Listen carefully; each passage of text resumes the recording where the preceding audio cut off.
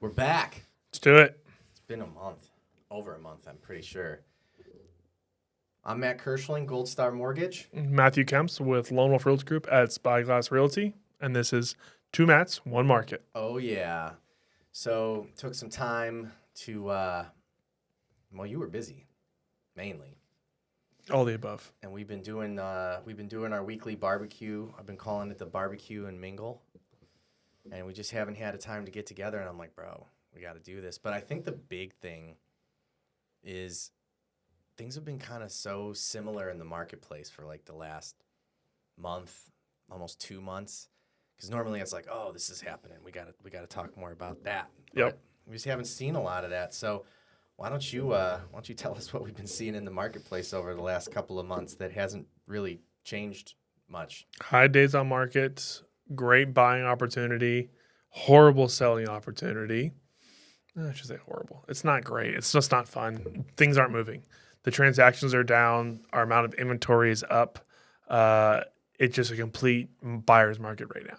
So I was on the Spyglass meeting this week, and one of the things that they were that you talked about, and I'd love to just get this on camera, was you were talking about how buyers right now are just brutal. Like they're seeing homes and they're just making like insane offers on properties that are never going to get accepted.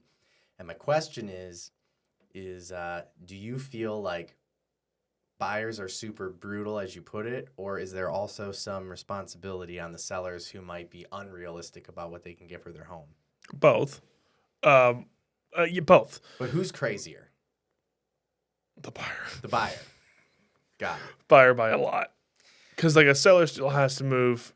It's all equity. It's like monopoly money. That's the way I look at it, right? Yeah. Okay, they have the amount of money they put into the property.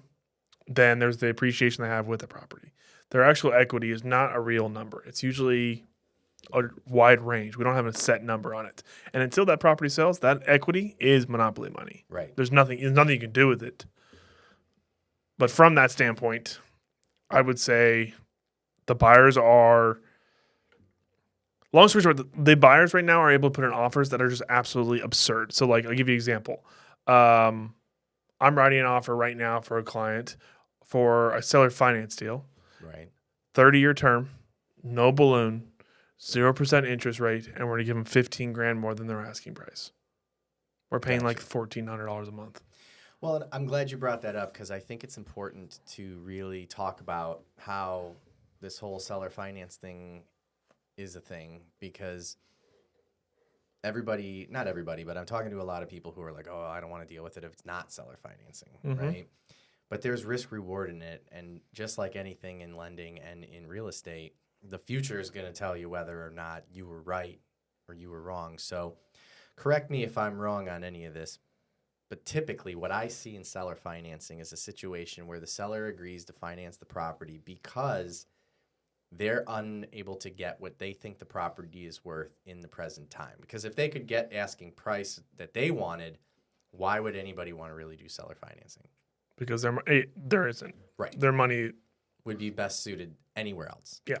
So if you as a buyer are like, oh, there's a hack in seller financing, I have a guy that's going to give me like a 0% interest rate, for example, kind of like to your analogy, you're ultimately purchasing that property for $15,000 more than, market value. probably 30, but 30,000. yeah.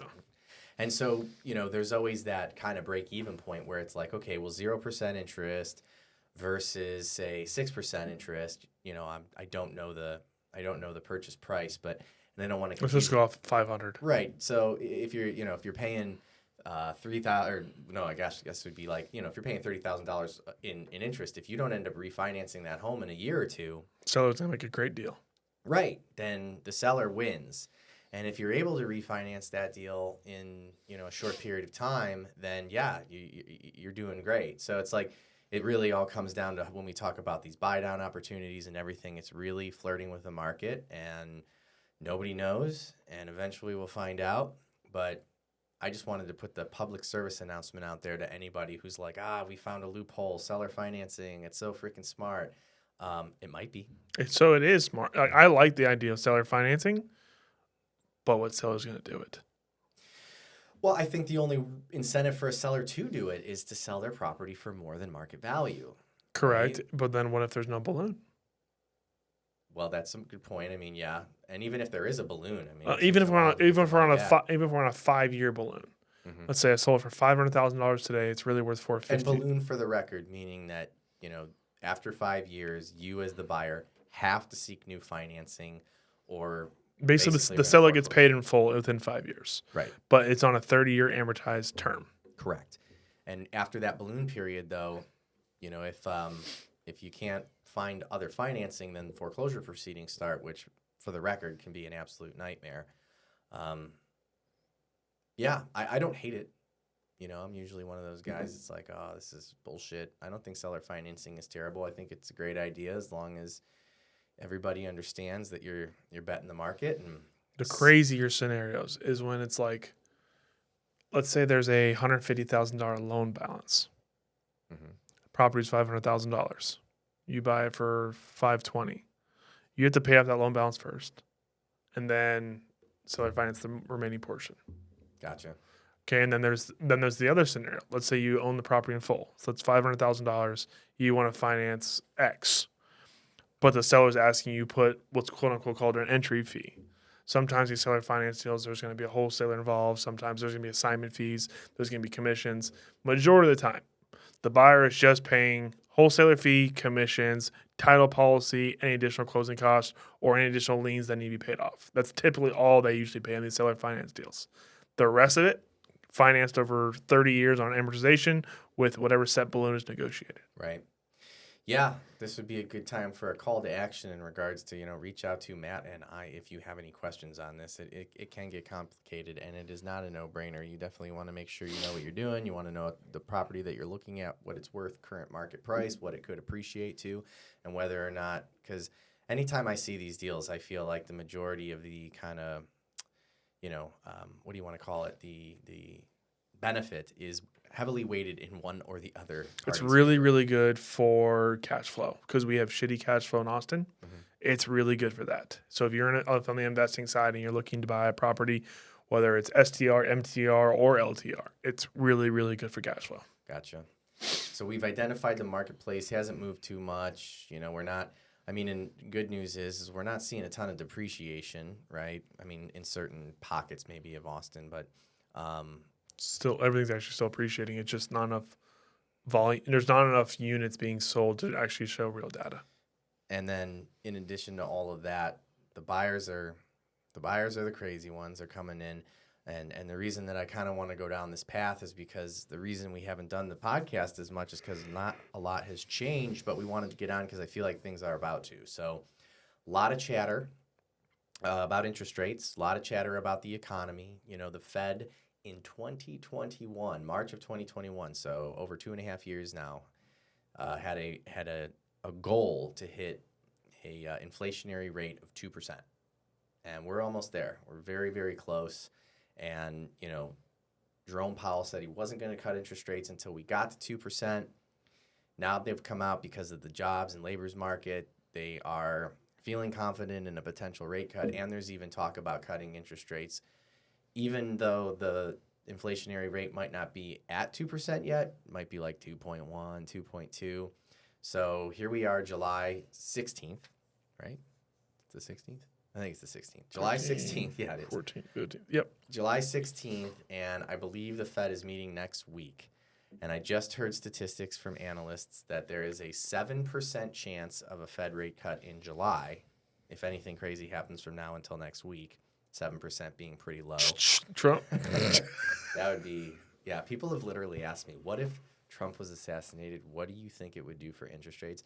I don't think immediately anything would happen, but I will tell you when chaos hits, interest rates typically reduce. So I'm glad it didn't happen. Me too. Keep rates high. Just kidding, but I don't want anything going that hectic, and I definitely don't want anyone to die, no matter who they are. But so again, 7% chance of Fed 0.25% rate cut here next week, and then the Fed meeting again in September. I believe it's September 18th, or it might be the 28th. There's an 8 after it. they're saying 100% chance that the Fed is going to cut 25 basis points. And here was the statistic that I found interesting is that there is actually, so 100% chance they cut, 7% chance they cut by 50 basis points, which would be pretty wild.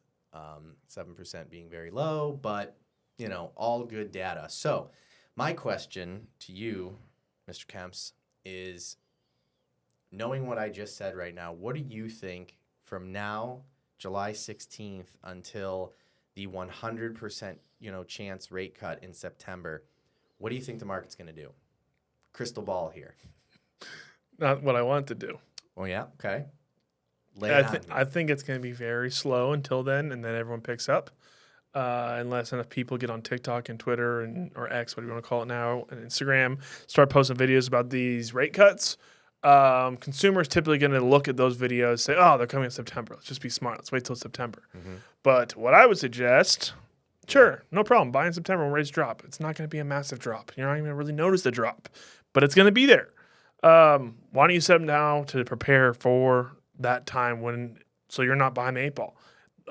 Whenever rates do drop, we are expecting a little bit more of a competitive market. Mm-hmm. It's not going to be this whole buyer frenzy scenario right now where buyer does whatever they want on a contract. There's going to be less opportunity, less listings available because there's going to be more buyers in the marketplace. I would say get prepared, get pre-approved with Matt, or ideally with Matt, but start with Matt. Let's get a pre-approval. Let's start your buyer consultation. Walk you through from step one to the end. What's it look like to purchase a home? Understand where you want to be looking for your property. Like, where are you trying to move? Do you have a property to sell? Do you know what that's worth? Do you know what the expectation is for the days on market for your current property? Or are you renting? When does your lease end? How do we plan your lease for when you go purchase? All these things that are kind of targets that we have to make sure we meet. It takes a real expert and professional to know how to meet all of these, and I'm your guy. That's what we do. I think to kind of dumb it down, I look at it like this. There's only a few levers that we have to pull when we're buying a home, right? We've got seller credits, right? Like, what can I get from the seller to give to me as far as credits are concerned? Yep. Number one. Number two is going to be purchase price. What am I going to actually buy the home for as far as the purchase price? And then number three is going to be rates, right? And we know that low rates drives traffic, and if we have additional traffic, we have less inventory. So right now, we've got higher rates, so we've got lower traffic. Therefore, as a buyer, we have a ton of leverage in respect to asking for credits, reducing prices, and asking for repairs. I got a few more to add. Well, I'm just trying to keep it kind of dumbed down, right? Okay. So if we have these three levers, right, and one of them is like pulled to the max, which is like buyer's market. If we reduce interest rates and more buyers start coming into play, it's going to take away from some of these other levers, which is going to be the reduction of purchase price, the request for seller, and so I guess seller credits be the first one to go. Right, and that's kind of my point. I don't think we're going to see, and I think what we'll see is we're not going to see more buyers. We're just going to see more incentives go away. Okay. I mean, that's what I'm predicting, right? So, like, if I agree with both, but I disagree with the buyers. Okay. I think a lot of buyers are going to come out. God, that'd be great. Okay. Well, and then all that's going to do is not only then you're going to lose on two fronts. You're going to lose on seller credits, and you're going to lose on price negotiations. Because think of it this way: how long have we had rates over 5%? For 2 years and 7 months. Okay, so there's no capital gains if there isn't appreciated on their property because there's no chance they're going over $500,000 as a married couple or $250,000 as an individual. There just wasn't that much appreciation in that time period. Right. Okay, so ideally, to plan for you on your capital gains tax, you're gonna if you want to get a lower rate and you don't like the house you're in and you want to buy something at a lower market with better rates. Okay, I'm going to get rid of my shitty rate I have. Well, not shitty, but higher rate. Or higher, yeah. And I'm going to get a lower rate. I'm going to get a new house. I may even look new construction. I might look at different resale. Don't like the area I live in. Don't like the real estate agent that works with me. He or she suggested a bad area. Let's go look at something different. I don't like this. I'm going to get out of a scenario. That's interesting. I never even thought about that, and that is a great point that I'm going to start saying is like if you purchased from March of 2021 all the way until basically the end of the year. So if you bought in 2021 and you don't like your house, selling your house, you're avoiding capital gains, which is huge. Mm-hmm. And then you're going to get rid of your rate that you don't like. And again, you're not going to like swing from your 7% down to 2% or anything, but you're going to get a lower rate. You're going to avoid capital gains tax. I mean, I think that's something that we need to start talking more about, because I know for a fact There's going to be a people are not ton. thinking like that. There's going to be a ton of horizontal movement.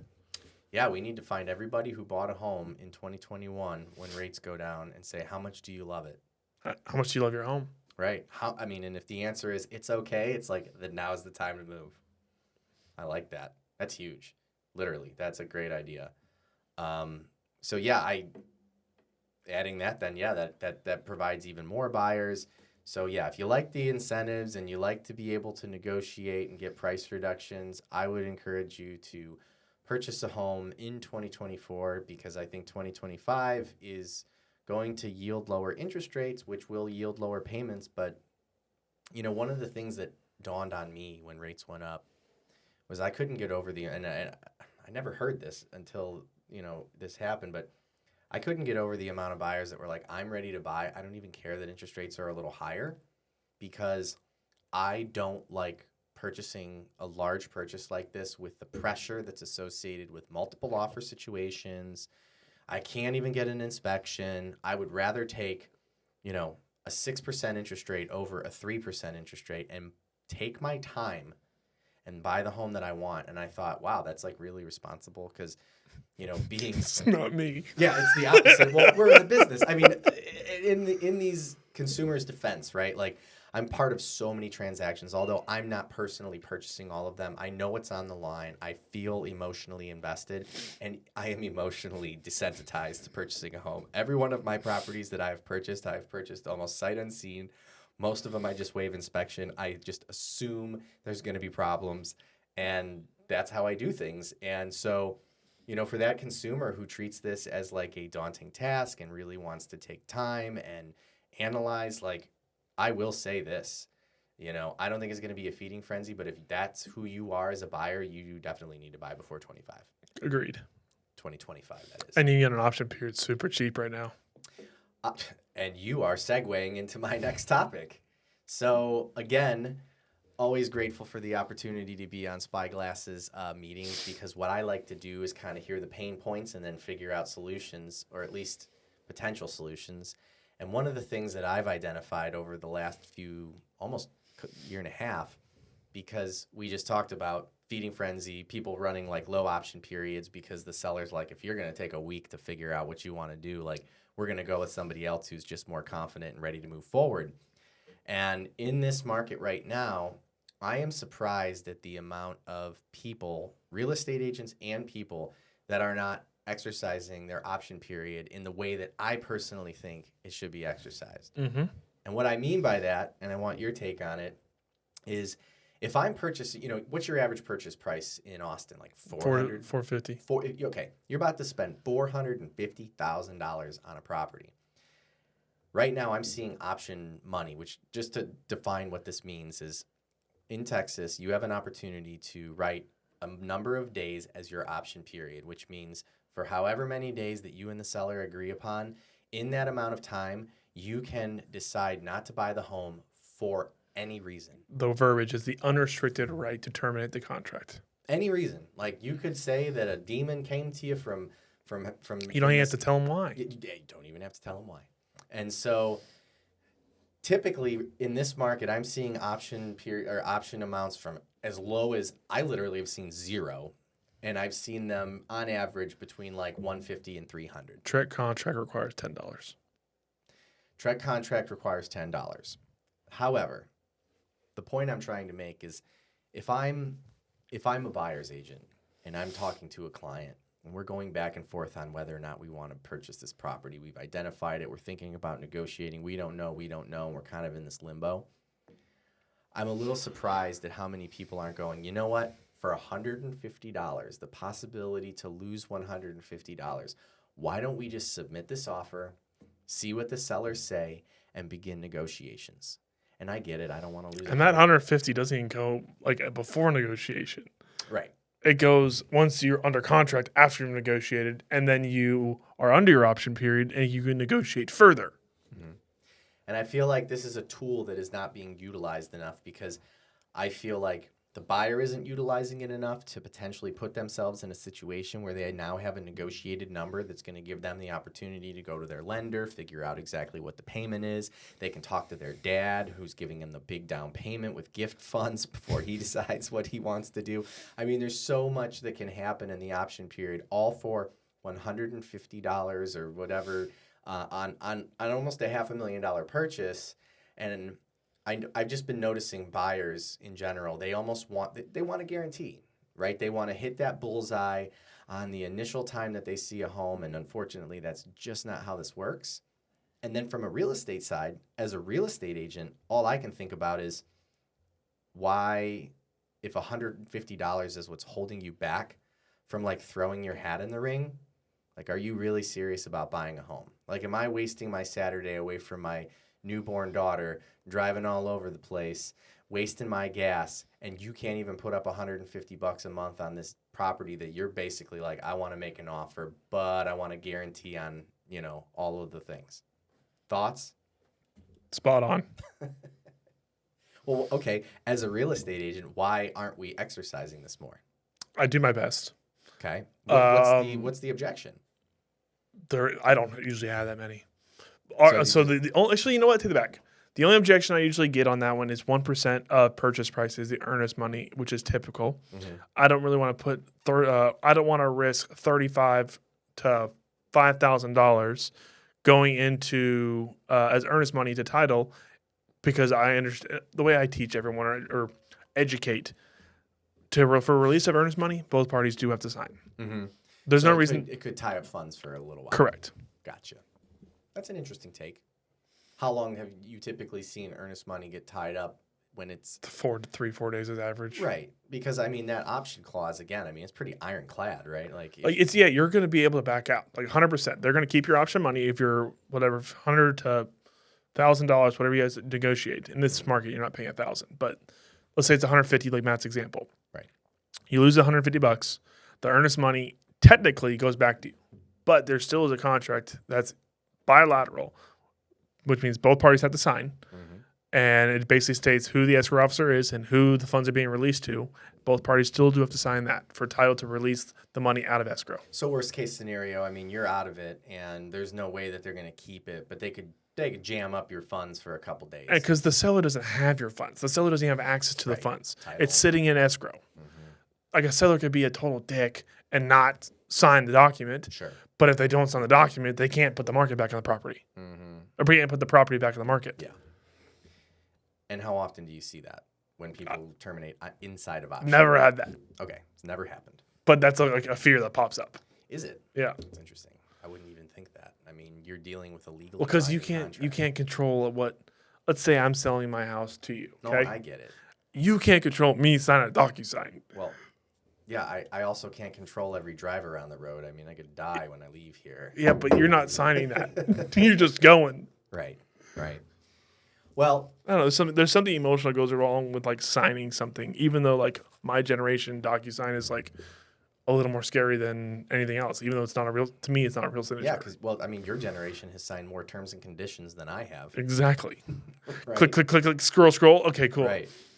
So, yeah, is it possible, or, knowing what you know about some of these clients that are kind of on the fence and then like offering them the ability to just, maybe lose $150, would you say, and I know this is a hard question, but like if you had 10 of those clients and you look back in the past, like how many of them were kind of nervous because they weren't serious about buying, or how many of them were just nervous because maybe they just weren't grasping the concept of like what you were trying to explain about the option money? I missed the portion. Who's the buyer on this scenario? Who am I trying to explain? Well, so if you have just past clients, you got 10 past clients who were on the fence. How many of them, in hindsight, could you look back and say, this guy was hesitant and it turned out he was full of shit, And then how many of them do you look back and you're like, they just didn't understand the situation, or maybe they just weren't that into that house. I don't mean to be rude when I say this, but like 9 out of 10 of you are full of shit. Yeah, I was going to say less, but Yeah. yeah, I mean, I would totally agree. And, that's one of the things that I just don't get. I don't know why people are looking at well, I do. I know why. It's fun for them. They think it's exciting, but.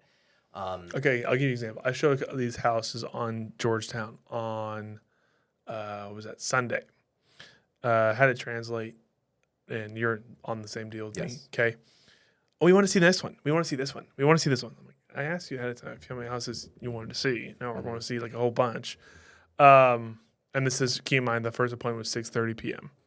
Mm-hmm. Okay, so we ended up seeing like 4 or 5 houses. Yeah, you called me at like 8:45. Yeah. And somehow I got them into a ton of houses that were thankfully vacant. I found literally the perfect house for them. No, we need to take this very slowly. Then we go through the whole option discussion. I can literally get this house under contract for you so no one else can grab it for $150. You will need to deposit your earnest money as well. Just not sure if we're ready yet. We need to get slow. Cool. So here's my next question. Telling me the story. Or go ahead and finish. That's not the... There's a back burner option. Got it. Yeah, that's where that's going. So here's my next question that I would love to ask a ton of real estate agents. How many clients do you identify as, for lack of a better term, full of shit after the first run of showings versus, like... So like psychologically we know, but Right. but most don't accept. Mm. Does that make sense? So It takes two or three times because they want to hold on to their... They're like, oh, this is it's an oldie fire I have. $10,000 to $15,000. Come on. Right. They're just already calculating like what they're gonna make. Yeah. And instead of just being like, okay, this isn't a deal, they're like, maybe if I take her out for 2 more fancy dinners, she'll go home with me. The funny part though, Figuratively. again, I say this so respectfully as I possibly can, but being a real estate agent is like dating. Oh yeah, that was why I made the analogy. Okay, if you play hard to get, but you're somewhat responsive, Yep. They want you more. Yeah, well, because rejection breeds obsession. It's a human. It's unbelievable human behavior. I know, and it's a shame. But yeah, the busier I am, the more people want to work with me. Yeah. When I have nothing going on. It sucks. Right. Yeah. Right. You got that commission breath, as we I avoid that as much as I possibly can. You have to. Yeah. You have to. And again, I mean, that's why, every time I do these meetings with real estate agents or even on the podcast, I try to avoid being just the lender who's like, let me tell you about the market. Let me tell you about rates. Like, I want to come in with kind of a sales attitude because I'm experiencing the same sort of objections and situations and all of that. And at the end of the day, we are all real estate salespeople, and anything we can do to like hone in our skills, I want to be a part of that. Agreed. Yeah. Retweet. Anything else you want to cover in respect to the market? Things you think, predictions in the future or public service announcements regarding, what, because that's one of the segments I always like to do. Like, what are you seeing right now that seems to be a constant, that if you could just tell every buyer or seller in the marketplace, hey, this is what's happening, what would that be? Those that have bought in the last few years are seeing that if they didn't put enough money down with a different loan type, are seeing that they're having negative equity. If you're in that position, reach out to me. I have solutions. Okay. That's if you want to sell. Correct. Because what I want to say as a lender is negative equity is not a real thing until you sell, right? So hypothetically, you can look and say, well, what do you mean, Matt? Like, I bought my house for $500,000 and today it's only worth $490,000. I would say, well, are you planning on selling today? And if someone says, well, no, I mean, maybe in 3 to 5 years, my response to you is then you don't have negative equity. It is yet to be determined where your equity position will be based on when you are going to sell. Correct. Equity is always related with when you sell. Yeah, and it's interesting because when I did the 2008 days and post 2008, I can't tell you how many people would contact me about reducing their interest rate who had low rates. They already had a low rate and they wanted to refinance because they were fearful of the situation that they were in with their equity position. And it never made sense to me. I'm like, I don't get it. You've got the payments you want. You got the interest rate you want. So I can actually come to that or talk to that. Okay. Sometimes in life, we don't know when there's going to be an opportunity that forces us to move and to sell. And when someone looks and they talk with their real estate agent and they say, okay, what can my property rent out for? Shit, can't cash flow, can't even break even. Okay, what's next? Okay, if I sold it right now, what's it look like? Shit, I got to pay $30,000 to close on this property. Can't do that. All right, I'm stuck here. But there's a saying, and I want to say it was by like Mark Twain, and I'm going to totally butcher it, but at the end of the day, it was something along the lines of like my like biggest fears or like my most anxiety riddled times were me sitting and thinking about things that might happen and that never did. Can you send it to my wife right now? Because, like if I sit here and stress about things that haven't happened yet, and then obviously most of them never did when I look back, like that's, I think by definition, a complete waste of time. Agreed. So, I mean. Okay. Yes, that is a complete waste of time, unless there's something proposed to you of a future plan. That's true. I mean, when the opportunity or even, turmoil, you lose your job, right? You're like, shit, I've lost my job. My house, I can't afford this place anymore. Yes, that's a scary position to be in. And of course, we always want to be as prepared as we can be. But at the same time, stressing over things that haven't come to fruition yet are also not good practices. Some would say irresponsible. Yeah, I mean, there's lots of words. Yeah. But to answer your question, usually, in my opinion, and there's multiple opinions here, I think leasing your place out, holding on to it, letting it appreciate 100%. further is the best play. I have a situation right now with a client who unfortunately purchased a property and was mainly due to a relationship that they were in, and they purchased a home that was not conducive to where one of them was working, but it was very close to the other. They ended up splitting up, and now they've got, this home, and, she's totally happy with the place. Everything's good, but it's just not where she wants it to be. And it was just purchased like this time last year. And I said exactly the same thing. I'm like, look, you can afford to purchase another property. We need to lease this one, to your point, to avoid capital gains. As far as the market is concerned, it's just not time to sell. And although that is not exactly what, it's not the ideal situation, it's totally doable and it's totally temporary. And I'm super confident that, given, the timeline that I've put together, that it's going to be a lot just more lucrative than it would if we just like fire sale the house and do it that way. And then another conversation to have. Let's say you own the house for a year. Okay. You're going to be paying capital gains on it no matter what. Exactly. Okay. What happens? How would you process it if you decide do I just make the payments on it for a year and not turn into an investment property? So I have no capital gains tax on a primary residence over 2 years? Or is it purely just math based? Do I make the payments based off what I expect the appreciation to be and go from there? I mean, it's math based on taxes, insurance. Yeah. What's my PITI over 12 months? Well, and yeah. Compared to what the appreciation would be, compared to what I'm going to be paying on taxes. I think you'd probably lose if you didn't rent it. Okay. I really do. I think just sitting and holding it, unless you put... And you would feel it more. Well, for sure. And yeah. I think that you would feel it more. I think you would lose money unless you ran into a situation like, COVID, where homes were appreciating at like 7, 10, 15%. I mean... But 42.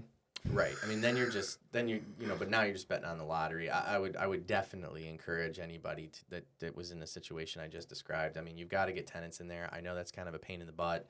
There's a lot of people. I'm one of them. I am not very interested or excited about being a landlord.